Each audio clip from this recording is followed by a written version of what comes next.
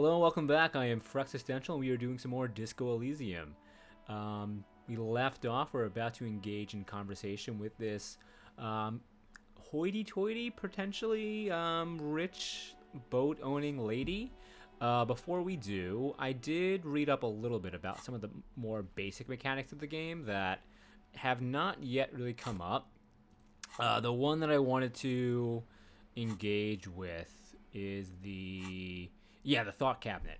So last time we played, we got the Hobocop perk thought, and so I thought this was just -1 to composure for forever, but I mean it says right here temporary. So I'm gonna go ahead and you can toggle this on and off. You're internalizing and thinking about this thought, and once you spend enough of game time, I don't think it's like 4 hours. I think it's like 4 hours in game, not like 4 hours of real time. You get a thing that you can toggle on and off here. So we're gonna go ahead and internalize Hobocop, a cop and a Hobocop.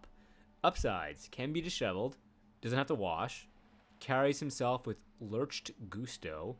Hobocop doesn't need anyone or anything. No one can kick you out because you don't have a home. Never pay rent again. Never again here. You're drunk. Why don't you even come here, Harry? Go home. You're embarrassing yourself. Downsides: are there any? I mean, seriously, give me one. So we're gonna head and start internalizing that. Ooh, that's a cool little thingy. Great. And we will now leave this menu. And let's check out her. Check out what this boat's about first. Your room in the whirling isn't much bigger than this sloop. This is live. Welcome back, Frank. A striking woman leans against the cabin top of her sailing boat, smiling as you approach. Her green raincoat glistens with droplets. A silk scarf is tied around her throat. So maybe she is somewhat friendly, but, you know. Good morning, officers. I'm Joyce. She extends her hand in greeting. I just recalled, we actually have a side quest where we want to find a rich people to explain the world to us. So maybe she fits that bill. Joyce L. Messier. I represent the board of Wild Pines, the owners of the harbor. You gentlemen must be from the RCM. She thinks that we're a gentleman. I mean, Kim's kind of a gentleman. Me, not so much. Joyce L. What's the L stand for? RCM, what's that? I'm a little foggy here. Well, we know what that is. What gave us away? Shake her hand. We'll shake her hands. I'm glad to see you here. Her grip is tight and cold. I was dispatched to handle a strike, not a lynching. Anything I can do to assist the RCM in this matter, I will. Gladly. Okay. This is the first person that's kind of welcomed us and wants to be actually helpful. But of course, maybe there's something to hide. I mean, I guess she is, has a controlling interest in the laborers. That is good to hear, madame. My colleague will take the lead on this interview. I should let you know that he is recovering from an unusual medical episode. Very unusual. But I can assure you of his ultimate competency. Yeah, I don't know if I've ever referred to a hangover as an unusual medical episode, but maybe I should start doing that from now on. How interesting. I wish you a swift recovery. In the meanwhile, you have my full cooperation, and the full cooperation of the Wild Pines group. It's hard to get a read on her precise disposition, but she appears helpful. You're on a boat. Well, that's very astute. Tell me about Wild Pines. What do you do? What can you tell me about this strike? What can you tell me about this lynching? You seem rich. Can I have some money? We'll save that, but we're definitely gonna ask her that. Thank you. That's all for now. Um, this one first. What we do. I'm afraid I don't speak for Wild Pines as a whole. It's a giant undertaking. Well, you're splitting hairs, but so what do they do? The Pines' core competency is logistics. Container shipping, freight, that sort of thing. See those airships there, blinking? Those are the shipping side of things. Importer exporter, yeah. And that is the terminal. Another subdivision deals with energy, oil and gas exploration, offshore platforms. How much money does Wild Pines have? Sounds like a lot. I'm not at liberty to discuss the company balance sheet, but I can tell you that last year, the company booked more than 20 billion real in revenue. All right. I mean, yeah, I don't need the itemized balance sheet, but it gives me an idea. Like, so you're an Apple, you're an Amazon, sort of a sized company. A billion? What exactly is a billion? Wow. Or wow. That's it. I thought Wild Pines was supposed to be big time. Just kind of like belittle them. Numbers like that mean nothing to me. That money I owe is so much less than that. I mean, yeah, numbers like that mean nothing to me. Like, once you get to a certain point of exponential growth and, you know, can you really visualize and conceptualize a billion? It's a lot. So yeah, we'll do 4. Yes, past a certain point, numbers begin to seem imaginary, but they are quite real for the 72,000 employees who depend on Wild Pines for their paychecks. I mean, I'm glad she agrees with me A somewhat. conglomerate the size of Wild Pines is like a shark. If it stops moving and growing, it will die. Then what becomes of those 72,000 families? It is a tremendous responsibility. So yeah, it has to keep growing. It's just unfettered capitalism. And where do Wild Pines get all these billions? Could be relevant. They started as an exploration and cargo fleet conducting trade between the Samaran and Insulindian Easterlers 250 years ago, when Pine ships explored the South Seminese and charted Lormantang on behalf of the suzerain. All right, those are. So it sounds like it was like, depending on this world, was it the West Indian Trading Co? What was the Adam Smith company? Whatever that name of it was, it seems like they kind of like started as that and just, have persisted and continued to grow from that point on. Centuries of care, deliberation, and madness have gone into this endeavor. Vessels pass through the great unrest to re-emerge with apricots in tow. The logic of the system is totalizing. It's taken everything from its employees to build it. What does such a huge system want with a place like this? And just look around. Look at this dump. You mean aside from being the terminal's legal owners, who are responsible for moving 8% of the world's cargo? 8% of all cargo in the world? That's quite the endeavor indeed. You don't keep them moving, the workers do. The company's nothing without them. Yeah. We built this district. Trying to throw some support for the little guy. All the best parts of it. Rue de Saint-Ghislain, with its bastions. The plazas Meteor and Mosaic. Even some of the old street lamps have been put back thanks to the investments from the WP. She points behind you where the seawall rises.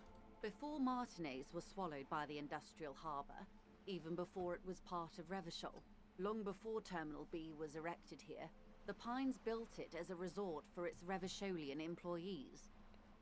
Yes, this looks like quite the tropical resort that we're in right now. A company getaway, for a weekend or a summer holiday. Then came the revolution. But that's another matter. I'm here to make sure the Pines can fulfill their responsibilities to the place they built. Okay. With your help, hopefully, says her warm tone. Okay. What can you tell me about the strike? Everything. Right up to, but not including, trade secrets. What if I want to hear about trade secrets? First, you'd have to repeal the Emergencies Act of Trade in Aliments. That gives me the right to silence. It's quite the octopus. An octopus? I will slay it! Good luck is only kept in place by the vested interests of half the civilized world, including your own.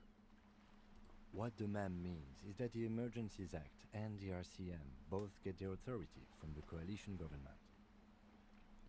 Thanks, Kim. But I am derailing us. You wanted to know about the strike.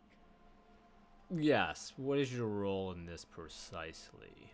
I believe the official title is Senior Labor Negotiator. In practice, I'm a grocery clerk. I relay the union's demands to Wild Pines and return with Wild Pines' counteroffer. And how are the talks going? They're not. That's the problem. The union stopped all negotiations a week ago, after that awful lynching took place. Yeah, lynching would really put a pause to labor talks, I would think. Now they won't even let me into the harbor. There's a 2-meter 20 racist behemoth blocking the gates. Tell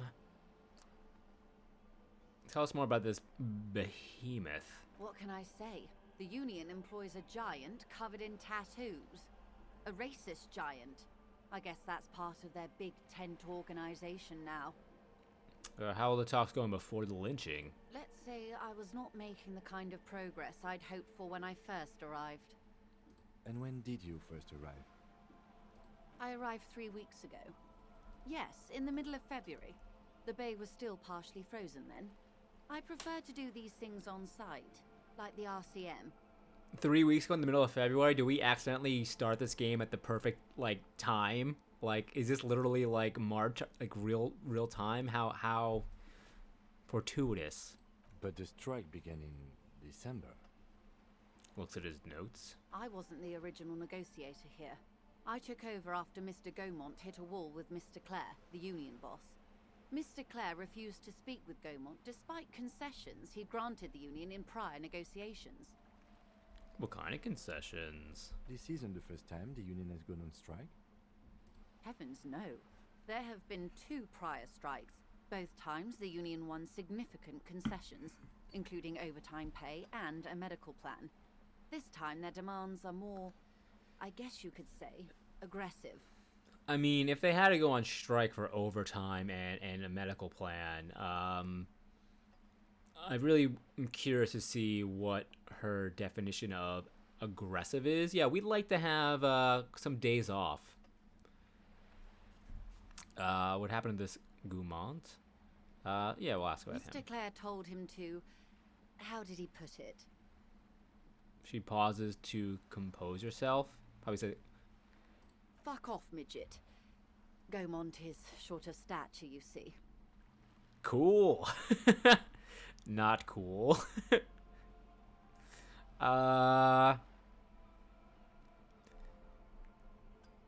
What would this hobo cop say? Not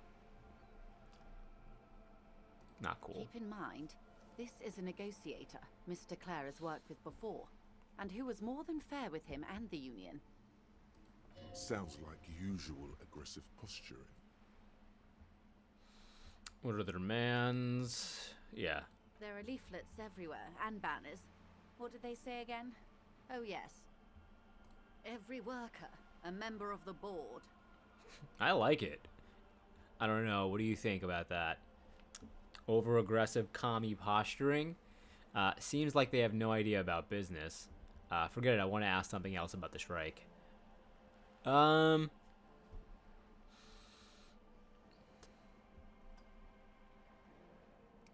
I do like it. I think he would like it. I kind of put him on a communist path, I think, the other day. I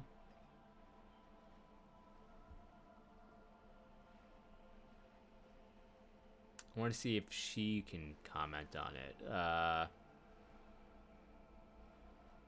I don't want to turn her off, because she's been pretty helpful so far. We'll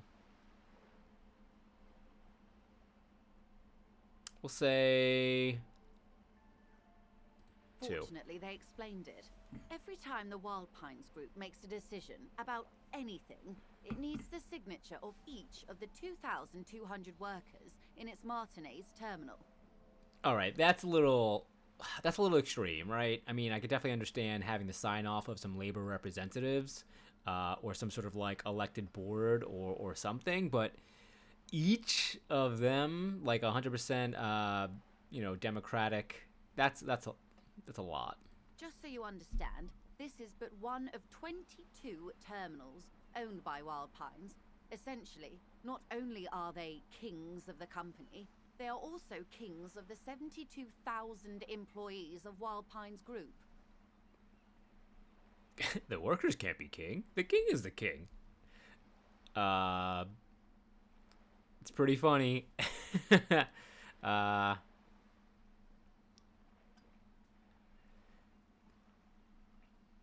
King is dead. Long live the workers.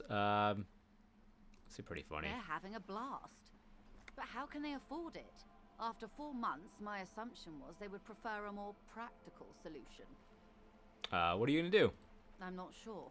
Naturally, I assumed that was just their opening position, a hard-nosed tactic with a side of mockery. But there's been no follow-up, just the same nonsensical slogan repeated over and over again. And now, people are getting lynched, I hear. Behind the whirling in rags. A disastrous situation if there ever was one. Yeah, that wasn't great. Excuse me, from whom did you hear about this lynching? Good thought. Good thought, Kim. Victory for the proletariat. I first heard it from the bowyer at the gates. The one whose very name advertises his aversion to work. I think he said it was, "Call me mañana." This checks out. Alright. All things on the up and up so far, what she's telling me. Let's hear about the union boss. Everard Clare is a man of the utmost integrity. If you can say one thing about him, it's that he always puts the interests of the workers first. Really? Of course not. Everard is fantastically corrupt. I imagine he has a thick, viscous goo where you and I have blood.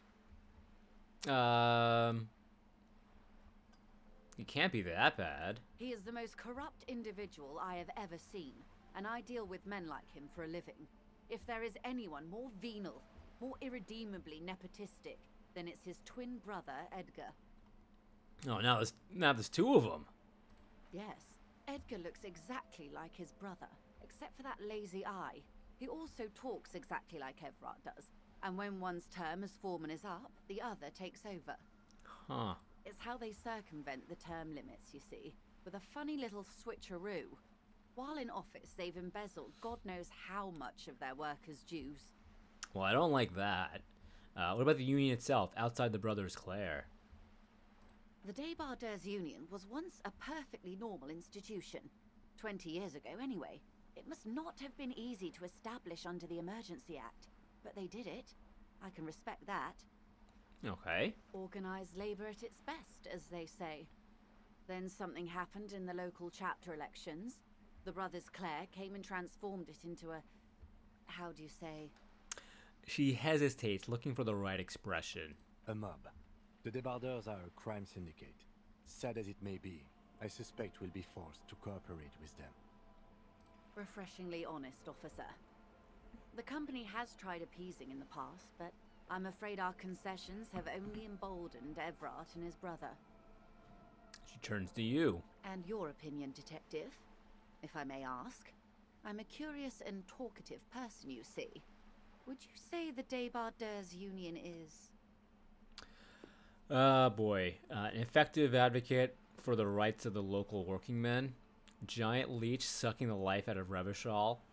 Basically a socialist mob. I prefer not to have an opinion on these things. So this is tough, right? Like, I'm definitely pro-worker and pro-labor. But if they're grown, if the labor union isn't working as intended, so to speak, and the people at the top are like taking advantage of the workers, like if they're funneling all the dues, then the workers aren't getting anything out of it. Giant leech, because I mean, a socialist mob, like they're not really working for the people. So they're not an effective advocate, right?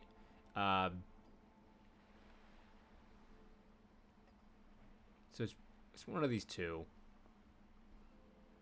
Giant Indeed. leech. And a hungry one. Sadly, Wild Pines have cooperated with what amounts to a crime syndicate for 2 decades. However much you feed the leech always hungers.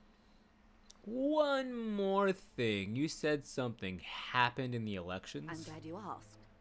There was a woman, the previous forewoman of the union. She disappeared. Huh. Disappeared?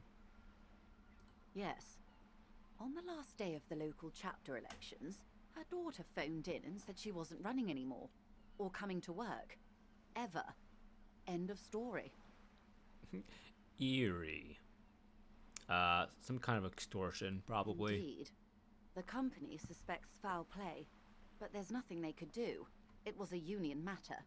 The point of the presentation is, these kinds of things happen around the Clares. Watch out when you're dealing with him. Thank you for your concern, man. We'll be just fine. Alright, that's all I need here. Let's change the topic. Of course. How else can I help? Tell me about the lynching. Quite a few things, I'm afraid. Fall silent for a moment, contemplating something. The information I'm to share with you includes sensitive trade secrets. For the sake of my employer, I have to ask for your names and badge numbers. Of course, ma'am. We should have introduced ourselves. I am Lieutenant Kitsuragi from Precinct 57. Lieutenant hands her a piece of blue plastic. I don't have my badge yet. And this is my colleague from Precinct 41. I'm afraid he doesn't have his badge at the moment. I hope mine will suffice. How curious. Why is that, Detective? Awkwardness washes over the conversation. The woman doesn't like this turn of events. Remember when my partner told you I'd recently suffered from an unusual medical episode? My lost badge is related to it. I see. So, are you saying you lost your badge during the course of this episode? It's possible. After a night of heavy drinking, I lost all memory of my life in the world. I could have eaten it for all I know. I don't remember anything. This world, the city, nothing. Or you can just go, oh, yes? Could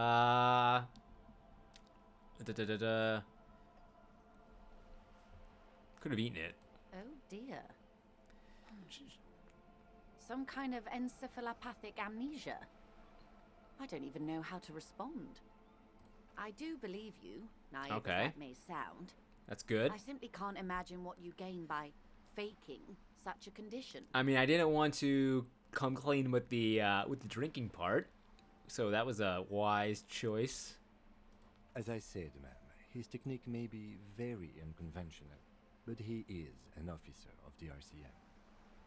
Of course, I sympathize, but I'm afraid I simply can't share anything more until I've seen that badge.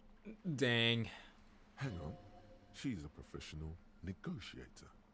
She should be open to some sort of mutually beneficial arrangement. How do I negotiate my way out of this? Hey, it's 72%. We're gonna give that a shot. She's a negotiator. Hey. Just float a favor at her.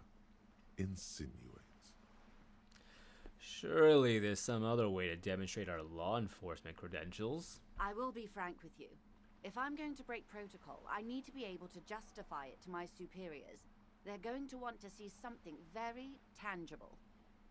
You're in, but expect her to drive a hard bargain. Like what? Reports from inside Terminal B suggest it's a hub for the local drug trade. This is an open secret in Martinez. The Union controls the terminal, so it goes to reason. They control the drugs. They're profiting from this trade. The company has tried looking into this matter before, to no avail, Perhaps someone with your authority and resources might turn over the right stones. Or you can recover your badge. Though if I may be blunt with you, it sounds like that may be a lost cause. Well, at least we got a couple options. Detective, a word in private before we continue. Excuse us for a moment, madame.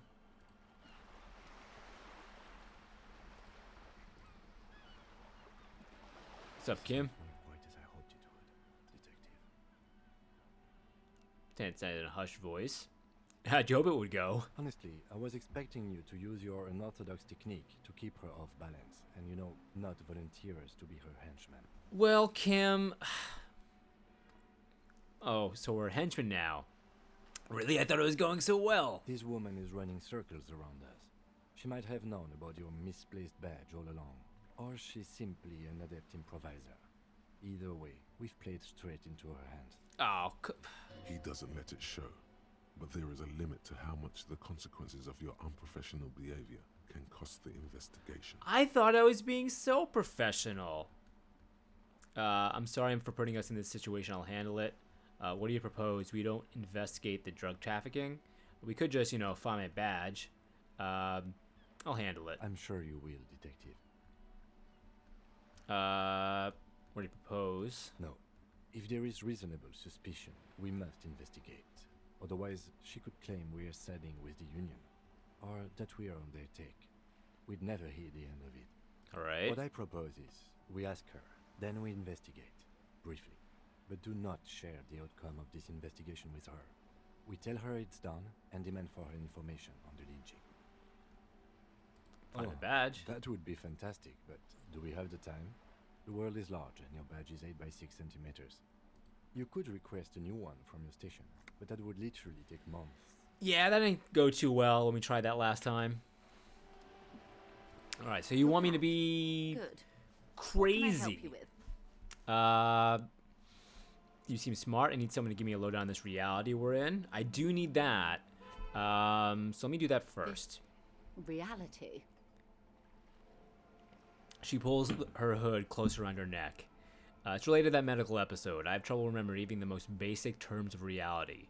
No time to explain. Just give me the lowdown. So yeah, I'm gonna do this one. If he wants wacky and unhinged, we'll give him wacky and unhinged. Please, a little context. We're not in such a hurry. Okay, it's related to the medical episode. Ah, yes, the episode. Sounds like an acute case of encephalopathy, now that I think of it. She puts down her thermal cup and looks at you. Don't be phased, madame. He functions perfectly well. He only needs a lowdown on all of reality. We may Just be that. here a while then. Ask away, officer. I'll help however I can. Takes another long sip of tea. All right, you're in. Begin with the first one. You'll appear worldly.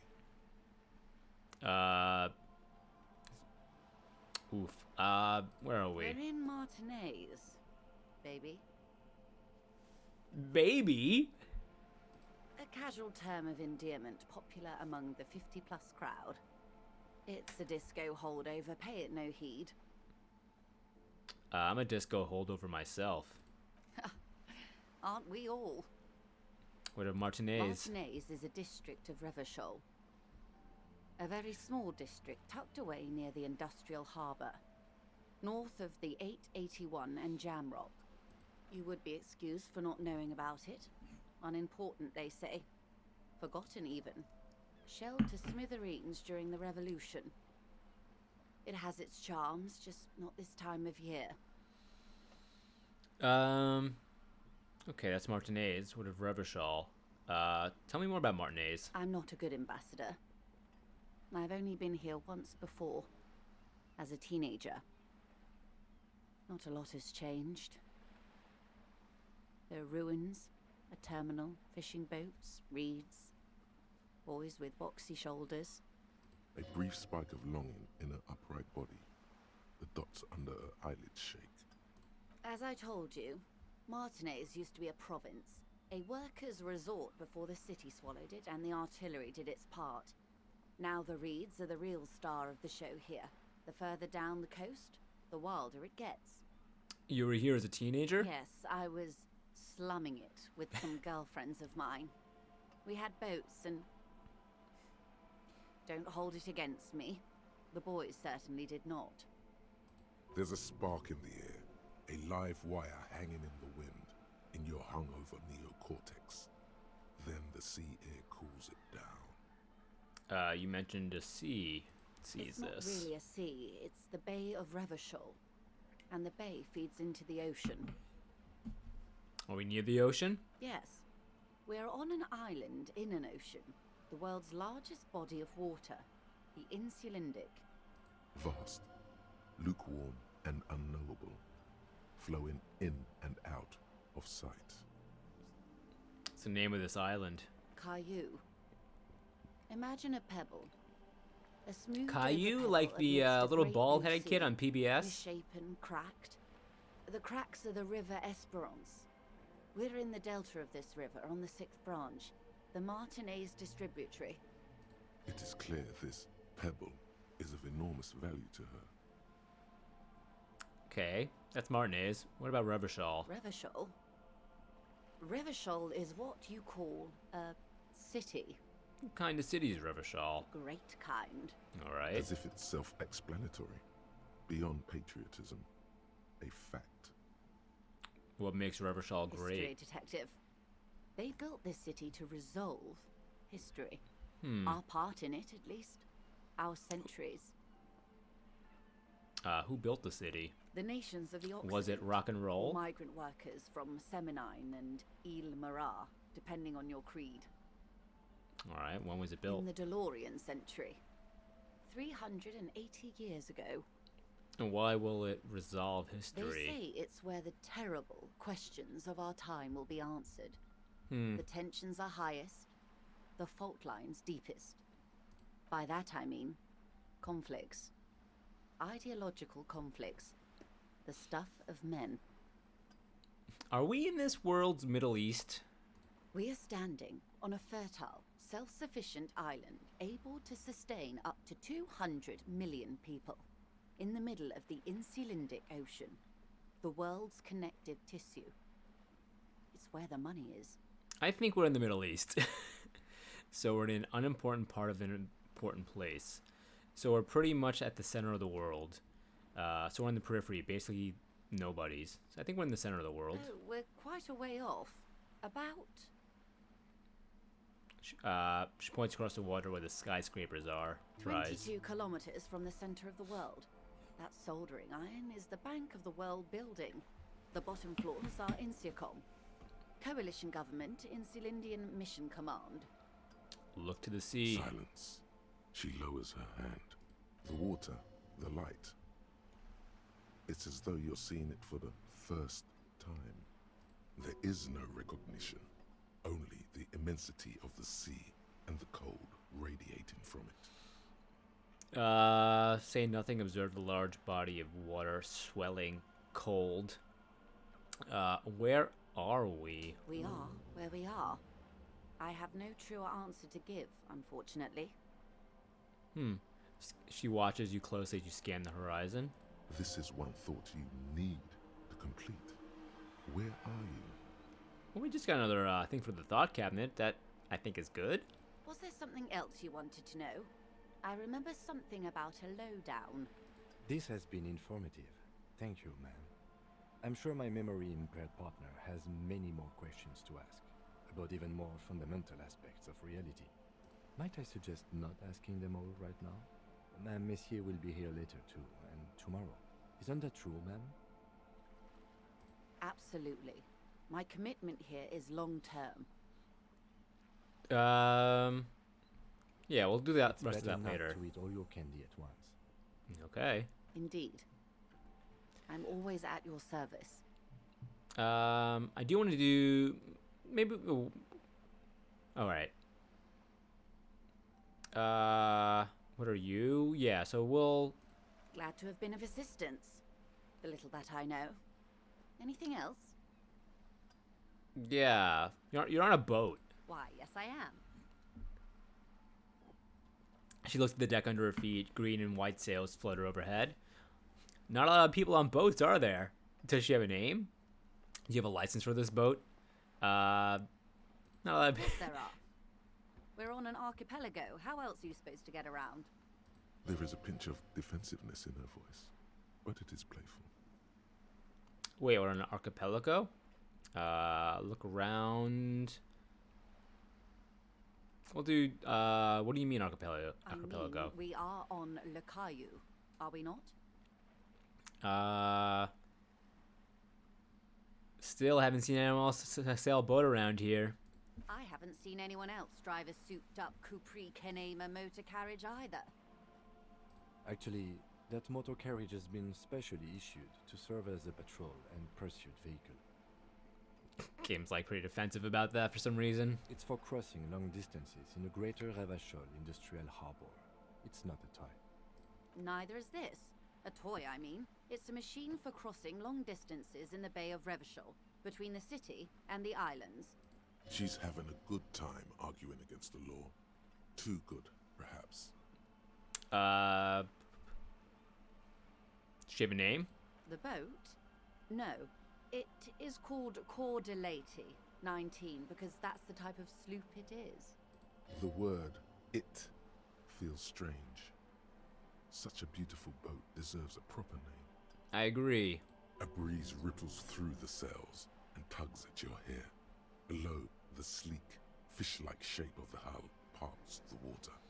Beneath that, a resounding darkness. You're reminded of something. Or someone. Cool, but your boat really needs a name. Okay. How about Cordelati 19? No. Why? Taps on the side of the boat, it makes a hollow sound. Because it was manufactured in Revachol East by a company called Cordelati, and its hull is 19 paces long. How about Dolores? Why Dolores? I don't know, feels pretty. Well, it means nothing to me. I think I'll stick with the factory name. But thank you for the suggestion. She's talked about what kind of boat it is a bunch. How do you like it? My sloop? I like it a lot. It's the eel's hips, baby. I'm enjoying this part of the interview. It has so little to do with the murder we're investigating.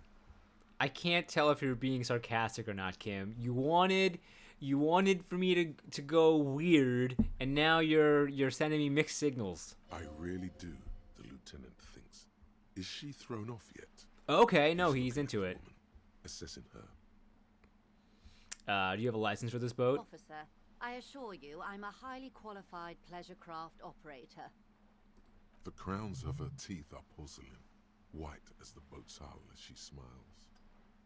Qualified pleasure craft operator. So charming. Where's the damn license? Can I see your license?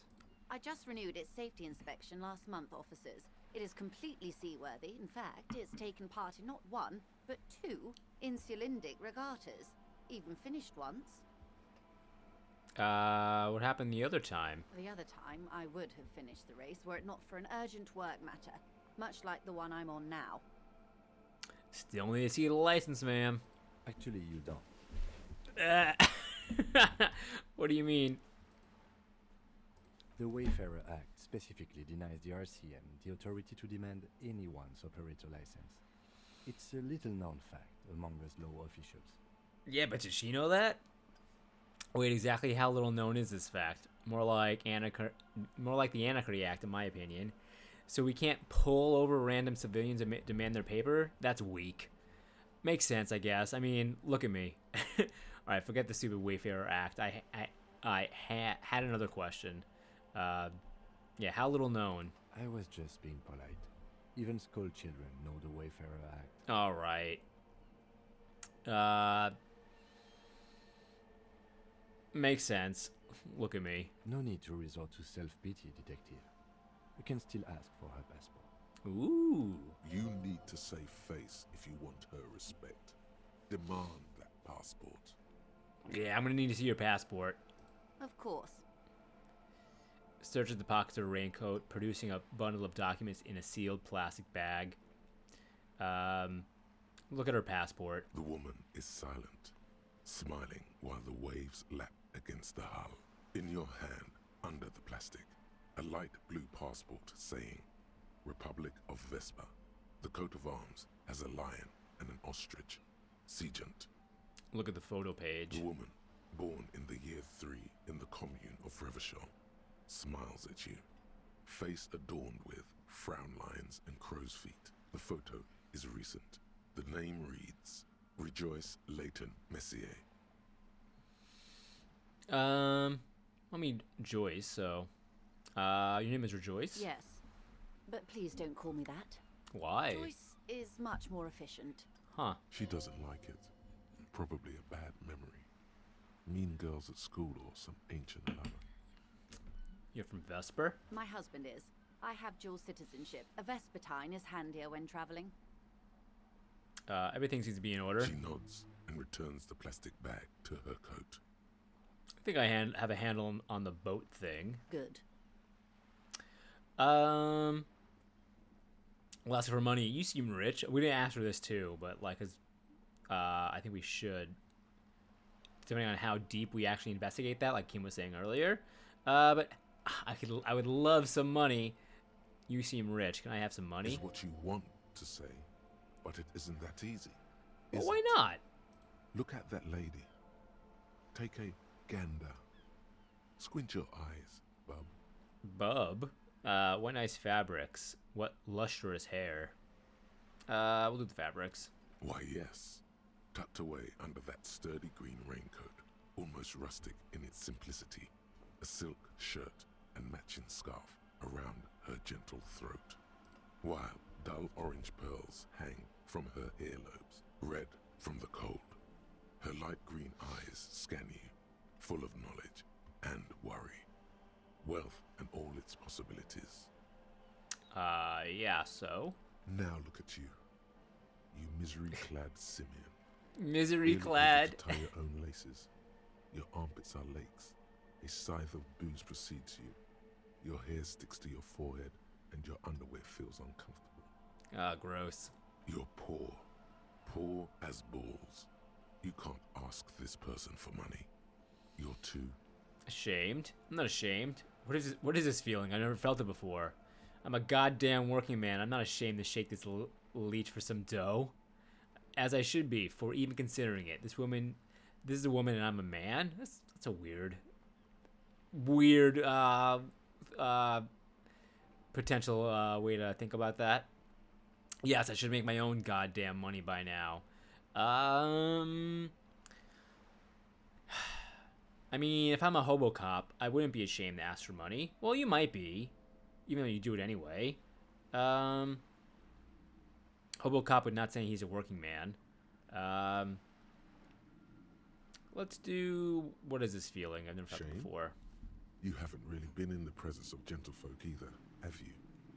What shame is there to be felt in front of these dock workers, cops, and hotel clerks, but to belittle yourself in these eyes of Odinil? Oh God, the lieutenant is here too. Do not dishonor the force. As I was saying, if there's any way I may be of assistance, please don't hesitate to ask. +1 herd of billions. I mean, 83%. That's quite high. Voila, you're doing it. Really put your back into it. Yell it from the top of your lungs. You seem rich. Can I have some money? Can I have some money, ma'am? Help me. I'm poor. I need money to keep living. Money! It's 1 or 4. I'm sorry, I couldn't hear you. The wind is a bit strong. Could you repeat that? I need money. How much money? I mean, this seems realistic. That's a good sum. Not too small, not fantastically large. She reaches into her raincoat and pulls out a zip bag. In it, you see paper notes arranged like black gills. She removes a few notes and hands them to you. Hell The paper yeah! is cold and oily to the touch. Whoa, whoa. Did you see how easy that was? Ask her for more. Toot-toot, trained to moneytown. Nay, 'twould be dishonorable, and mine honor is my life. Yeah, I think I don't want to be beholden to her. I mean, we're already in kind of an awkward position with the investigation of the drug trafficking, and just taking copious bribes. I mean, we've already taken a small bribe. I mean, I guess I could have asked for more if this was a whole thing of bribery. We've kind of sold ourselves out for a very low sum of money, but what's done is done. Can you eat honor? Are you an omnivore? Give me a break. So, I hope I didn't just bribe you, officer. It may not be technically illegal under the Emergency Act, but still. You brought me all right. I'm your little peon now. I'm an honorable policeman, one of the few good men of Revachol. I'm still getting my head around the whole money concept. You were just helping me out. Yeah. I want to talk about something else. You're right, man, that donations are permitted under the Emergency Act, unseemly as it may be, as long as they are properly logged with the precinct. Which he most certainly will do. Now, how else can I help the RCM today, besides supplementing its salaries? Tell me more about this alleged drug trafficking. It's quite straightforward. Someone is using Terminal B to smuggle raw ingredients from the Samar and Isola into Revachol with the Union's blessing. Wild Pines has suspected it for years. Ingredients for what, ma'am? Meth and dextroamphetamine, GBL, and various synthetic psychedelics. Of course. Honestly, it might be quicker to say what you can't make from the stuff. Let me get this straight. The materials come from Samara to Revachol through the terminal? Yes. After they clear the terminal, we lose track. The actual production is taking place at various sites in and around Jamrock Quarter. That seems like a north lot of to here. do. Wild Pine seems to be well apprised of the local drug trade, ma'am. Do you mean to say the Union also produces the product? Sells drugs, I mean? We're in logistics. It's our business to know. And no. As far as the company knows, the Union does not produce it. They transport the ingredients for a cut. And you want us to investigate? Yes, but you won't get anything out of Evrat and the Dock Workers Union. Still, every chain has its weak link. Am I gonna need bolt cutters for this? Unlikely, officer. I'm talking about the lorries. Once the ingredients reach Jamrock, they're distributed to a network of local manufacturers, well beyond our grasp. But in transit, they may be vulnerable. Perhaps you've noticed that a number of lorries are tangled in a traffic jam at the roundabout just now. Interview the drivers who are still hanging about. One of them might be waiting for a crucial shipment. Gives you a knowing look. I'll be explicit. If you find this driver, I will share company secrets with you. You'll be indebted to her, in a way. But one step ahead of the Union in another. Why didn't you come to the RCM earlier? It's no coincidence the lorries are stranded there like... It's no coincidence the lorries are stranded there like that, is it? What proof do you have the Union is involved? We already have some suspicions that one of the drivers was present at the lynching. Okay, I've made up my mind about the smuggling investigation. Let's discuss something else. I don't know if I can reveal this to her. Why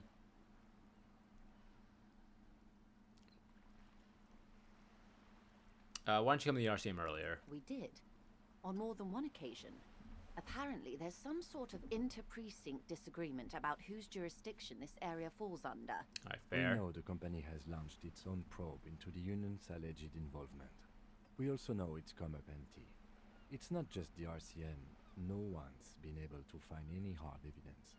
Well, here's your chance, officers.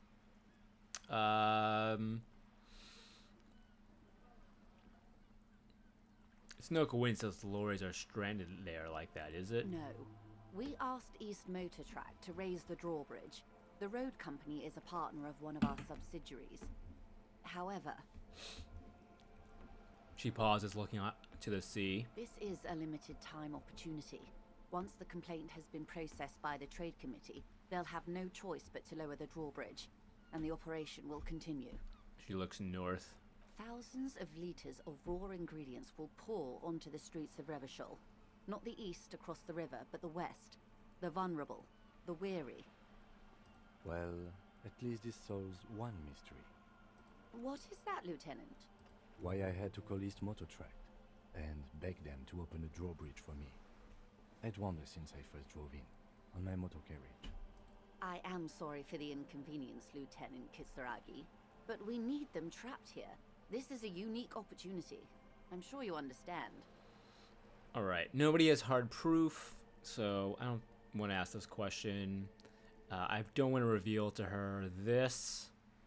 I've made up my mind about the smuggling investigation. Proceed. Yes?